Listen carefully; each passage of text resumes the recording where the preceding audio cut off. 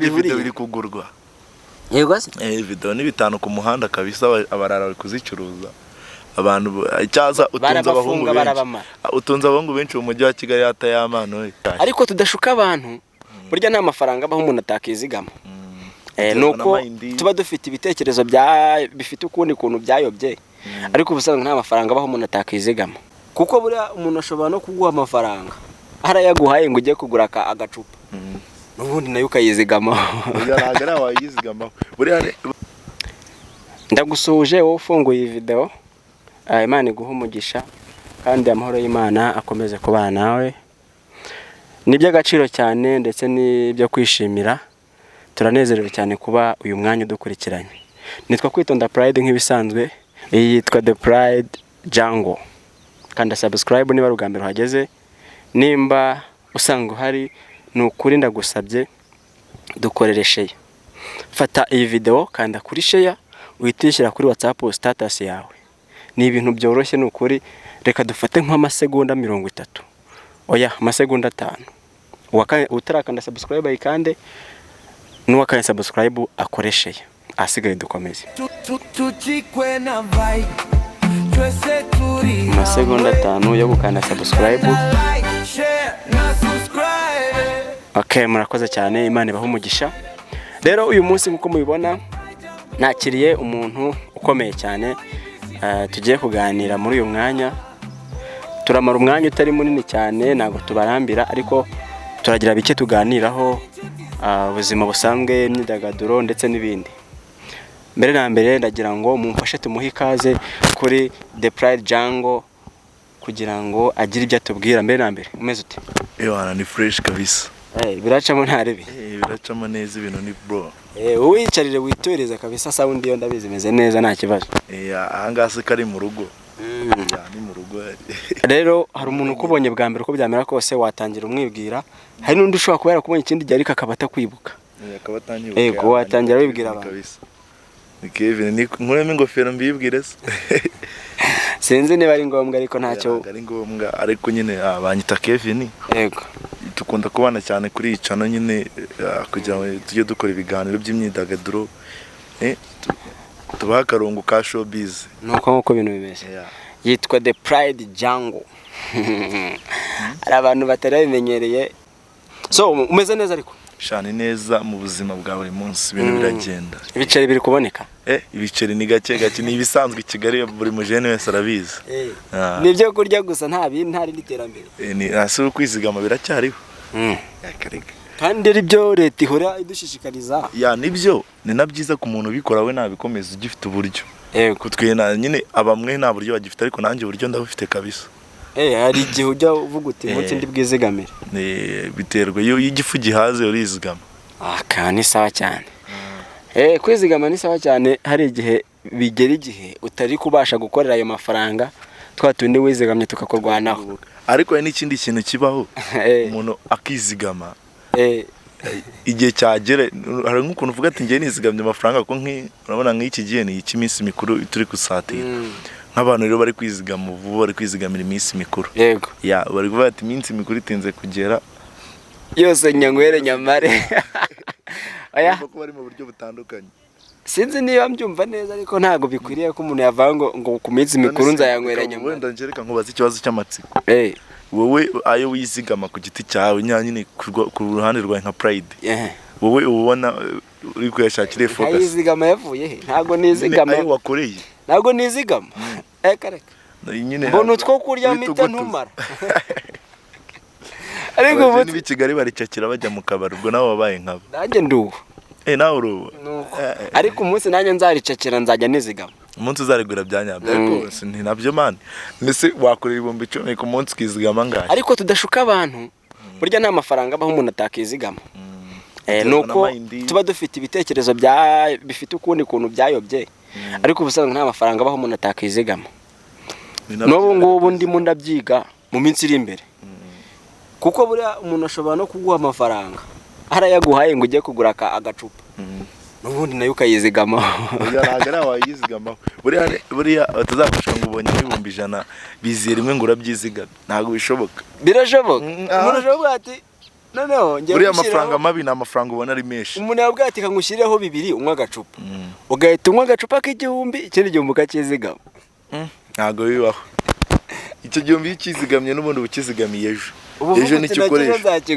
Ariko ukiza nanone ikizigamye ubwo ejo urumva kuba wizigamye ejo bari kuzanywera ndi uzakoreshe ariko nyine iyo wageze mu kabari nyine umuntu bishoboye yizigamire nyaboneka kwizigamira ne byiza cyane ko tuba tutazi ngo ejo bizagenda bite ejo bundi dore n'imvura iri kuramukira ku muryango ni ibibazo wazisanga abantu inzara yabiciye mu nzu kubera kutizigama. Reba nka covid ukuntu yaje abantu bari barizigamiye bari babayeho neza muri covid.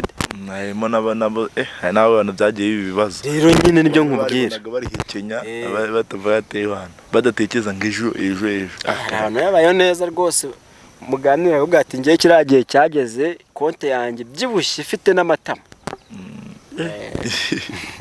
konte yari n'abari byiza none se uri kuri iyi mihanda urimo urabona ibintu bimeze bite? Kuri iyi mihanda biragorana se y'amano yayishyuhije Nyarugenge yayitwitse Shyikiro Gasabo umva impande zose ahubwo n'igihugu n'igihugu cyose ndakeka umushi yabafasha ndiwe nahita mfatirana kano gahe ese buribona iyo umurebye ubona atari guprofita nawe n'umurara babyumva cyane so guprofita nyine irebye nka y'amana nyine nk'ibintu wenda umuziho yagiye akora mu mbere yabyo nyine mu muziki no mu bindi bintu yagiye akora ubona ibi byo atari prank atari guprofita iyo sinzi niba nayita prank ariko y'amana ntekereje ukurumba mubona yanaba prank JB yanabishyira hanze yayo panze indirimbo we na Zewa sinzi niba warayumvishe ndumva imaze igihe umusamaraya umusamaraya kandi igihe imaze mwana si nk'icyumweru ni icyumweru n'indi minsi kandi iri gutegurirwa video none se yabafata ute nayizane twirebere tureye ko video yayo imeze nka ya bakiga batamushakaga se bavuga ati y'amana muri video yazamo koko naduhereze video tureye ko imeze nka yayo ndi twarebye nadushye azanga niyo umusamaraya ako bifitano bihuriye biri kugurwa yego se video ni 5 ku muhanda kabisa abarara bari kuzicuruza abantu cyaza utunze abahungu benshi mu mujyi wa Kigali hatayamano barabafunga barabamara ibyo bintu ntago bamwe bari kurya ntago byemewe gute se ibyo bintu ntago byemewe barafunga gute bitemewe ahugegera utangaza uvuga uti kanaka ibyo bintu arabikora urebe ko ejo batamufata ntago amani barahari benshi atunze barabikora nk'umuntu kuri WhatsApp ari kuvuga ati cyakuze n'imbuga ati urinde ushaka video za y'amano ngo nziguye urumva mugahuza ukamuha amafaranga ariko man ibyo bintu murimo njyewe nta hantu ngeze mpurira n'iriya video kuko mba mfite ubwoba ko ushobora kuyizira ibintu bimeze kuriya ushoboye wabigendera kure gusa tukiri kuri y'amano yasohoye itangazo ejo hashize nibwo ari sohoye itangazo asaba imbabazi nanjye ndazimusabiye kabisa ndazimusabiye yajyanditse no mu Kinyarwanda arandika ati ku bafana banjye itangazamakuru n'umuryango w'abanyarwanda bose urumva niba nyine yanditse gutyo abantu baramubabarira uriya muhungu yaraduhaye n'ibikorwa mane ntabwo nyine twahita tumutenguha kuri aka gahe kuko ibi nizera ko buri muntu uri muri showbiz bizaba cyane ariko ngende kubona umuvandimwe ubwo yabonye abafana ahubwo nawe bakubitira video musama kuri video z'abakobwa benshi hano hanze barimo barapostinga bavuga bati umuvandimwe afite ukuntu inoza sinzi ibintu barebye ntabonye barimo batuma ngira amatsika ariko nkongera nkayabika abakobwa kuvuga bati uriya muntu mumushyire ahantu kure cyane umurekera umwana we w'umurundi ari ku rundi rwego rero abatabashije kubona ibaruwa yanditse asaba imbabazi abafana twayishyize no ku mbuga nkoranyambaga zacu wajya ukayibona no muri video ndagerageza kuyicishamo muraba muyibona yego y'amano mubonereho no kudufollowinga ku zindi social media zose hose mujyeho ni Kwitonda Pride ari gutwika imihanda mu mujyi wa Kigali cyane ukavati ninde ni y'amano ikigaragara cyo iyi saga yo irimo irangira kuko numvise na Ribu yabijemo na Ribu birimo y'amano ubwo biri kuvuga ko ashaka kuba yaragiye muri Ribu akemera icyaha Pazo akaba ari gukurikiranwaho ibyo bintu kuko niwe nabonye utungwa agatoki. Rero ase Pazo hagati aho nkubaze Pazo yaragikurana na ya mana. Oya bari baratandukanye mu bihe byashize se so bizi izo nkuru narazumva ntago uzi bwa mbere bavanga video ya mana irahari. Oya nanjye byagiye bivugwa cyane. Iyo video kigiye yaravuzwe ntiyasohoka. Rero ejo kuri niko kugaragaye. Niba nawe abikora nukumubara kurumva ko nawe nyine nawe yaguye mu kantu yabiretse. Gusa n'umuntu nyine wayisharinza nawe yagakwiye kwicara akigaya. Ibintu nka biriya bibera mu mwibanga. Wenda niba barabikurikiranye cyane bandi ndabisharinze. Ntago mari. Abo nufataho.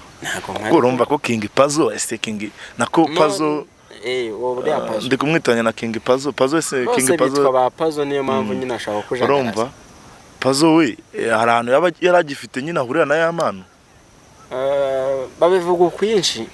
Ahantu nyine baba bafite bari ariko hari abavuga ko ngo yaba yarayikuye ngo muri telefone yakagenda muri telefone yakoreshaga nyine ya mpano ngo akagenda akabikopiya.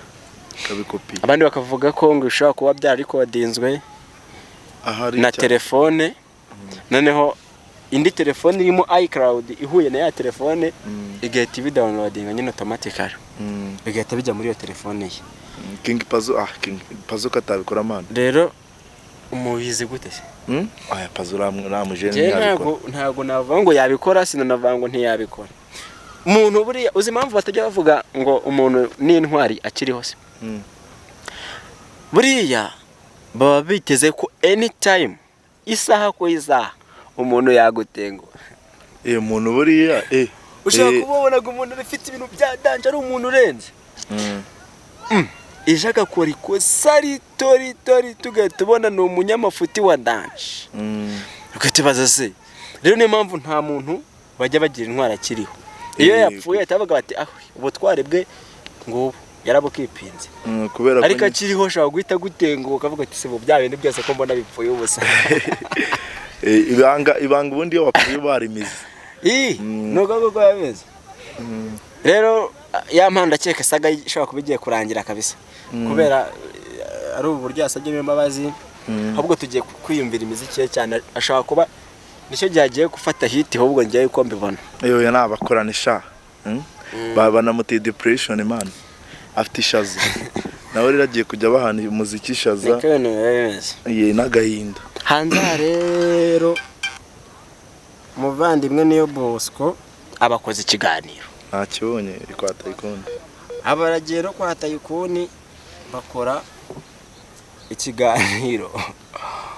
Babizi ikiganiro cya 1-on-1 aho bereka umuntu ifoto akamuvugaho akavuga ati ni kanaka akamuvugaho ibintu bitatu. Niyo Bosco bamweretse abantu nabavugaho arareba akajya bareba akabavugaho.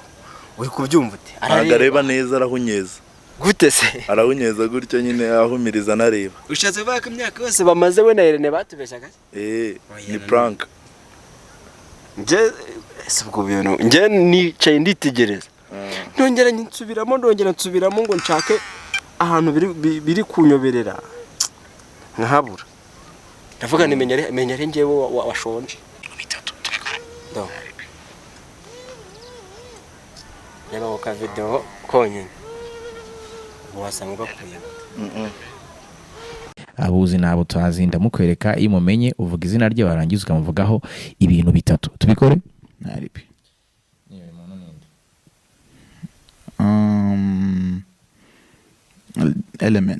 Element. Umtipe yitwa Bruce Melody. And then English. Aba uyu nguyu cyangwa abangaba Vestine na Dorcas. Uyu yitwa Israel Mbonyi. Okay, this person. Uyu muntu you say you kumuvugaho n'ibindi bintu. My boss Mwindabirene. Uyu namwita Kasuku wa mipango J Squeezo. Gasuku sha Gasuku rero